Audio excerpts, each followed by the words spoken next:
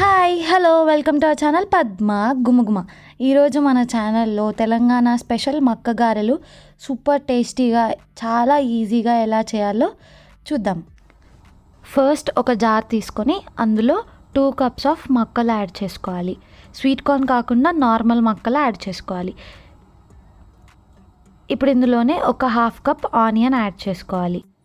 1 spoon ధనియాలు, 1 spoon జీలకర్ర add చేసుకోవాలి.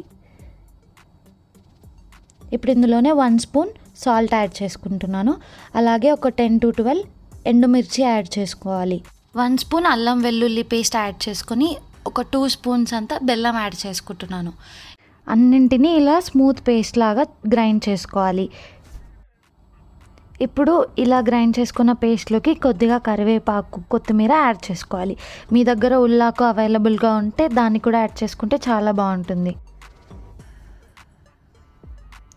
ఈ పిండి అనేది ఇలా వడలు ఒత్తుకునేలాగా మంచి ఈ కన్సిస్టెన్సీలో ఉండేటట్టు చూసుకోండి. ఒక సన్నటి క్లాత్ తీసుకొని దాన్ని తడి చేసి ఇలా వీడియోలో చూపిస్తున్నట్టుగా వేళ్ళతో గారెల్ని మంచిగా ఇలా ఒత్తుకోవాలి. ఒత్తుకొని ఒక చిన్న హోల్ చేసుకోవాలి మధ్యలో.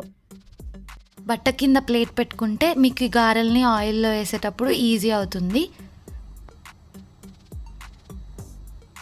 ఇప్పుడు ఒక కడాయి పెట్టుకొని డీప్ ఫ్రైకి సరిపడా ఆయిల్ వేసుకొని హీట్ ఎక్కిన తర్వాత ఇలా సైడ్ నుంచి మెల్లిగా గారెల్ని ఆయిల్లోకి వేయాలండి. వర్షం పడుతున్నప్పుడు వేడి వేడి మక్క గారెలు మీ ఇంట్లో వాళ్ళకి చేసి పెట్టండి. చాలా అంటే చాలా నచ్చుతాయి. తప్పకుండా మళ్ళీ మళ్ళీ చేసి పెట్టమని అడుగుతారు.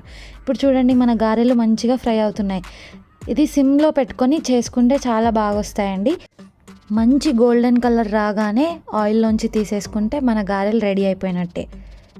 వీటిని పెరుగుతో కానీ సాబుదానా కీర్తో కానీ నంచుకొని తింటే బాగుంటాయి.